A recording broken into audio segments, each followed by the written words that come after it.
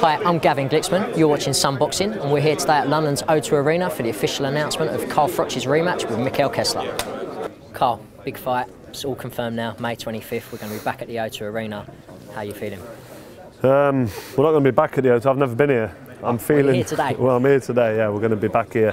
Fight's happening at the O2 on May 25th. It's going to be an epic battle. It can only go one way, as far as I'm concerned, and it's one of them where I feel I'm going to win. When I say it can only go one way, it's going to be an absolute fight, a fighter's fight, a brutal toe-to-toe.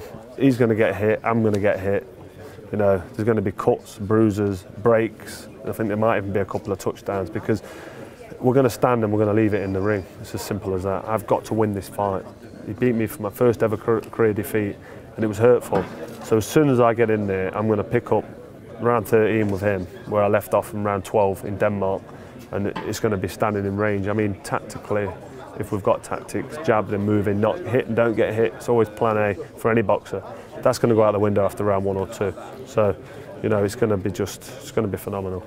You've boxed in front of packed houses before, but how's it going to feel in front of 17,000 fans here at the O2? I don't know. I mean, when there's 10,000 packed into the Capital FM Arena in Nottingham, it's the noise is sort of ear-piercing. It hurts your ears. You can't hear the MC, and the electric's just running through your veins. It's an unbelievable atmosphere. So to add another 7,000 to that, I don't even know what it's going to feel like. I know roughly what to expect because I've been to some big fights and big matches over the years with around about that sort of capacity, but I think my fans are very, very intense and very passionate, and they're the ones that make the most noise. So, you know, and Mikkel Kessler's going to bring his fair share of fans as well. He's like David Beckham in Denmark. He's loved, and he's going to have his travelling fans. So there'll be toing and throwing, but I think that, you know, the atmosphere is going to be undescribable. I'm not going to know what it's like to be in the ring because I've never been there in front of 17,000. So I'll wait and see, but it's going to be phenomenal. Were you surprised that Mikkel agreed to come to the UK for the rematch? To answer the question, no. I'm not surprised because I know what type of man he is. But if I was saying if you want to be sensible, then yes, it's not a sensible move for him to come here. But he owes me that. I fought him in front of 12,000, I think it was, in Herning in Denmark. And he did say to me, I'll give you a rematch in Britain. He mentioned it there about he never got the rematch with Joe Calzaghe that he so wanted. So he's honouring his word, and I'm not surprised that he's honoured his word because he's shown me what type of man he is. So, you know, you've got to give the guy credit. There's a massive respect between the two of you, but once it gets nearer to fight night, will there be a little bit of trash talk or? You know, there's not going to be any need for any trash talk. You know, if he says something that gets my back up or, you know, requires a response, I'll give him a response. I'll make sure that I tell him what I think of what he said, but I can't see it happening, to be honest. I mean, this is two warriors in the peak of their careers, both fighting for the same thing, the pride, their honour and the legacy. Forget the world titles, there's 2 world titles on the line, just to mix things up even a little bit more. But this is about me avenging my first ever career defeat, and this is about Mikkel Kessler proving that he's got what it takes to mix at this level still. And the first one wasn't a hometown decision. You know, this is just going to be brutal. It's as simple as that. So, you know, I just can't wait. In your own mind, would you prefer not to even need the scorecards and just get the knockout? Yeah, obviously. If I can finish him off, I'll be going for the kill. It's as simple as that.